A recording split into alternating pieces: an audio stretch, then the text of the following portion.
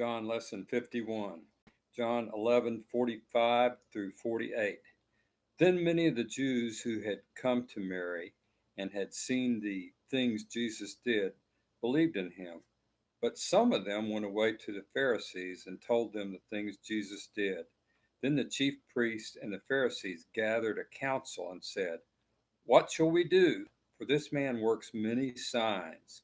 If we let him alone like this, everyone will believe in him, and the Romans will come and take away both our place and our nation." The religious leaders privately admitted here that Jesus had performed signs that authenticated his claim to be the Messiah, to be God. They knew it all along. As Jesus claimed, his works did bear witness of him. First, they opposed Jesus because they weren't convinced that he was the Messiah. Now they opposed Jesus because they were convinced that he was the Messiah. They admitted the miracles, but look how they treated the miracle worker. They denied him, they opposed him, they were afraid of his influence over the people. The religious leaders knew the logical response to the witness of the works of Jesus was to believe in him. They feared more and more people would believe in him. They didn't want that to happen.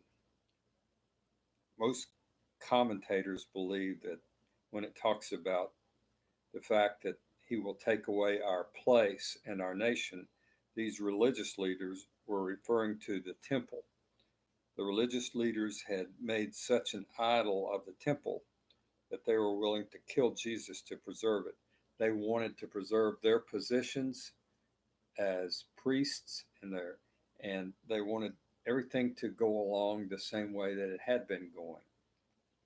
And they were willing to ignore the creator of the universe coming to earth and fulfilling all of the prophecies that the scriptures that they taught foretold of.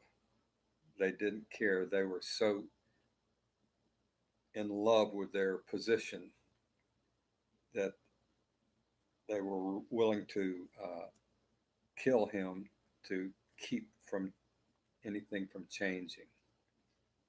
Verses 49 through 52, and one of them, Caiaphas, being high priest that year, said to them, "You know nothing at all, nor do you consider that it is expedient for us that one man should die for the people, and not that the whole nation should perish.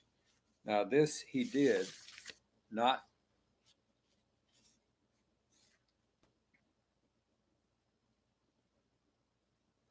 he did not say on his own authority, but being high priest that year, he prophesied that Jesus would die for the nation, and not for that nation only, but also that he would gather together in one the children of God who were scattered abroad."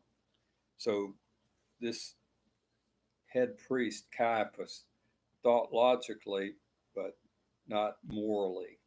It was logical that one man should die for the people, but it was not moral to reject the Messiah and seek to kill him, an innocent man. John explained that the unconscious prophecy of Caiaphas was greater than he could have ever imagined. The death of Jesus would also gather together in one the sheep of another fold that Jesus had previously spoken of. So when it says gather together in one, it's talking about what was referred to back in John 9:16, the fact that Jesus would not only come back and gather together the Jews, but also Gentiles, all non-Jewish people. Verses 53 through 57. Then from that day on, they plotted to put him to death. Therefore, Jesus no longer walked openly among the Jews, but went from there into the country near the wilderness to a city called Ephraim, and there remained with his disciples. And the Passover of the Jews was near, and many went from the country up to Jerusalem before the Passover to purify themselves. Then they sought Jesus and spoke among themselves as they stood in the temple. What do you think? That he will not come to the feast? Now, both the chief priests and the Pharisees had given a command that if anyone knew where he was, he should report it, that they might seize him. So some went to Jerusalem to purify themselves, it says there. Some purification required a week, others consisted only of shaving the head and washing of the clothes. These were Jewish rituals. That'll be it for this lesson. That ends chapter 11.